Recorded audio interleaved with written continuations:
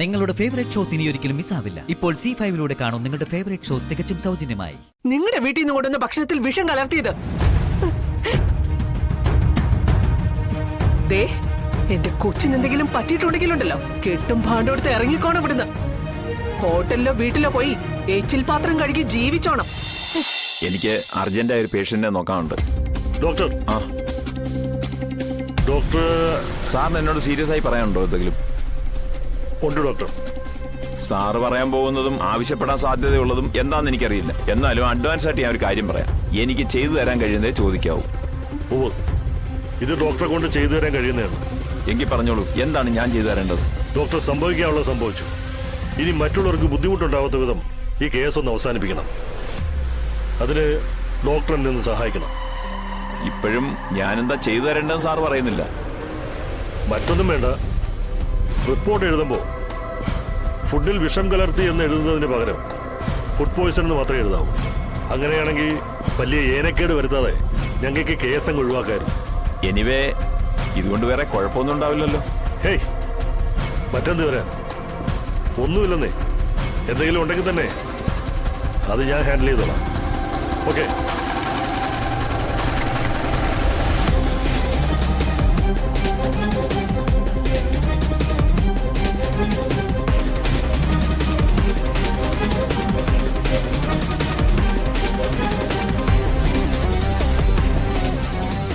വിഷ്ണുവച്ചനെ police ഒരുപാട് ഉപദ്രവിച്ചല്ലേ?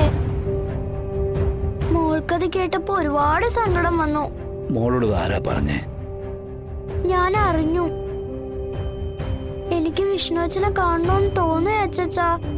നമുക്ക് വിഷ്ണുവച്ചന്റെ അടുത്തേക്ക് പോവാം, എന്നിട്ടൊന്ന് ആശ്വസിപ്പിക്കാം. നമ്മളെയൊക്കെ കാണുമ്പോ വിഷ്ണുവച്ചന് സന്തോഷാവില്ലേ? പോവാ മോളെ. ഹോസ്പിറ്റലിൽ പോയിരിക്കുന്ന ഭാമയും മോളുടെ അച്ഛനും ഒക്കെ ഒന്ന് വരട്ടെ. വിവരങ്ങളൊക്കെ എന്താണെന്ന് അറിയട്ടെ, എന്നിട്ട് നമുക്ക് പോവാം. ഇനി എന്നാ അച്ഛാ വിഷ്ണുവച്ചൻ ഈ വീട്ടിലേക്ക് വരുന്നത്? എനിക്ക് കാണാൻ എന്താ ആഗ്രഹം ഉണ്ടെന്നറിയോ? മോളെ, അത് വിഷ്ണുവച്ചന് സുഖമാവട്ടെ, എന്നിട്ട് നമുക്ക് വീട്ടിലേക്ക് കൊണ്ടുവരാം. അപ്പൊ വിഷ്ണുവച്ചനെ പോലീസുകാരിനി കൊണ്ടുപോയില്ലേ? അതെന്തിനാ പോലീസുകാര് വിഷ്ണുവച്ചനെ പിന്നെയും പിടിച്ചോണ്ട് പോകുന്നത്? നമ്മൾ എല്ലാ കേസും പറഞ്ഞു തീർത്തില്ലേ? ആണോ അച്ഛാ? അതെ മോളെ, നമ്മളെല്ലാം പറഞ്ഞു തീർത്തു. വിഷ്ണുവച്ചനെ എല്ലാത്തിൽ നിന്ന് സ്വതന്ത്രമാക്കി. ഒരാൾക്കും നമ്മളിനി വിഷ്ണുവച്ചനെ വിട്ടുകൊടുക്കത്തുമില്ല. നമ്മളോടൊപ്പം ഈ വീട്ടിലെന്നും അവനുണ്ടാവും. എല്ലാം സുഖമായിട്ട് വരാനേ വിഷ്ണുവച്ചനോട് പ്രാർത്ഥിക്കണം കേട്ടോ. ഞാൻ എന്നും വിഷ്ണുവച്ചന് വേണ്ടി പ്രാർത്ഥിക്കാറുണ്ട്. കൃഷ്ണന് മാലയും കെട്ടിയിട്ടുണ്ട്. അതുകൊണ്ടാ വിഷ്ണുവച്ചൻ തിരിച്ചു വരുന്നത്.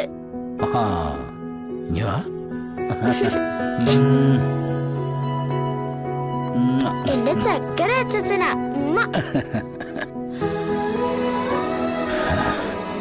ഈ കുരുന്നിന്റെ സന്തോഷം നീ കാണുന്നില്ലേ കൃഷ്ണ? എന്തിനാ എന്റെ കുഞ്ഞിനെ മാത്രം ഇങ്ങോട്ട് കഷ്ടപ്പെടുത്തുന്നേ? അവനും കൂടി ഭൂമിയിൽ നിന്ന് ജീവിച്ചോട്ടെ. എന്താ അച്ഛൻ ആലോചിക്കുന്നേ?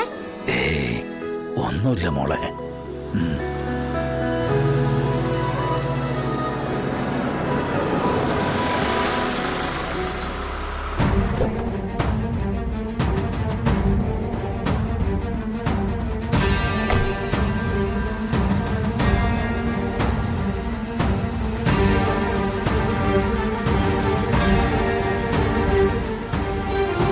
മകന്റെ വിവരം അറിയാൻ വേണ്ടി കാത്തിരിക്കാവും. എന്റെ പ്രാർത്ഥനയുടെ ഫലമാ. ഞാൻ വിശ്വസിക്കുന്ന ദൈവങ്ങളെ വിളിച്ച് ഞാൻ കാവലാക്കിയതിന്റെ ഫലം. എന്റെ കുഞ്ഞു മരണത്തിൽ നിന്ന് തലനാരിഴയ്ക്കാൻ രക്ഷപ്പെട്ടത്.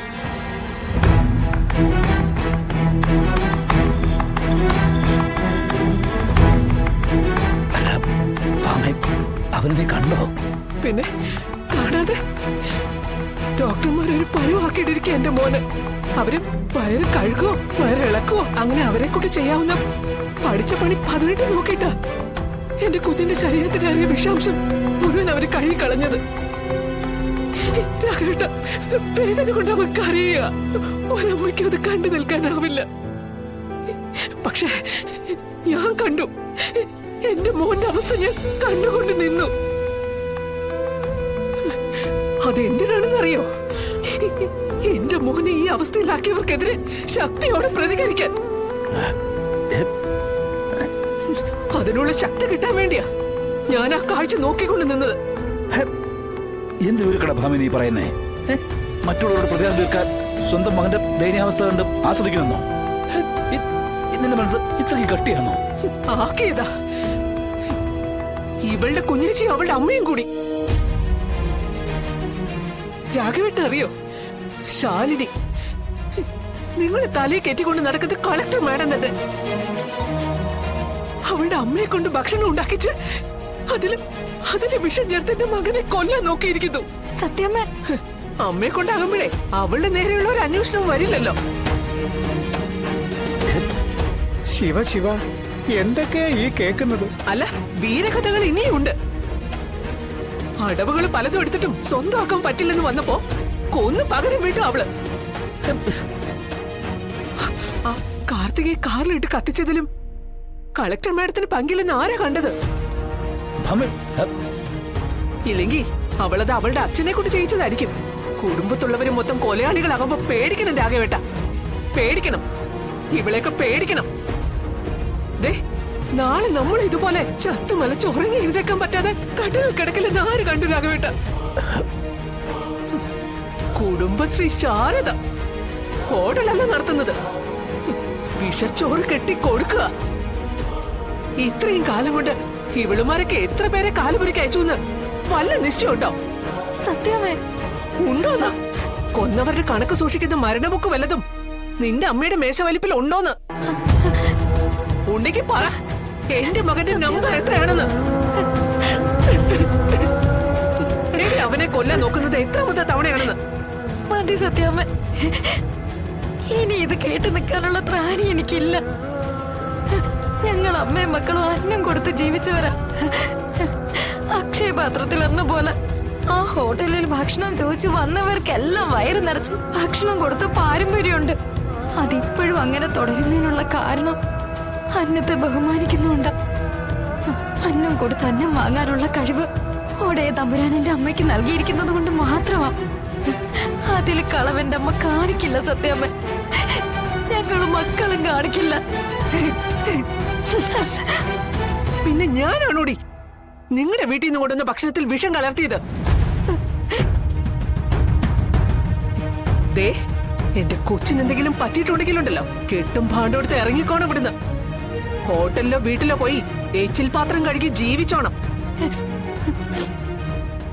പിന്നെ സത്യഭാമയുടെ ഈ വീടിന്റെ വാതിൽ നിന്റെ മുന്നിൽ തുറക്കില്ല. രാഘവേട്ട, എനിക്കിനി ആ കുടുംബമായിട്ടുള്ളത് ദേഷ്യമല്ല, പകയാ. പക. ശാരദ ചത്തു വെണ്ണീറായി മണ്ണിൽ അടിഞ്ഞാ കൂടി ആ കുടുംബത്തോടുള്ള എന്റെ പക തീരില്ല. ഡൗൺലോഡ് ചെയ്യൂ C5 ആപ്പ്. കാണൂ എല്ലാ എപ്പിസോഡുകളും സൗജന്യമായി.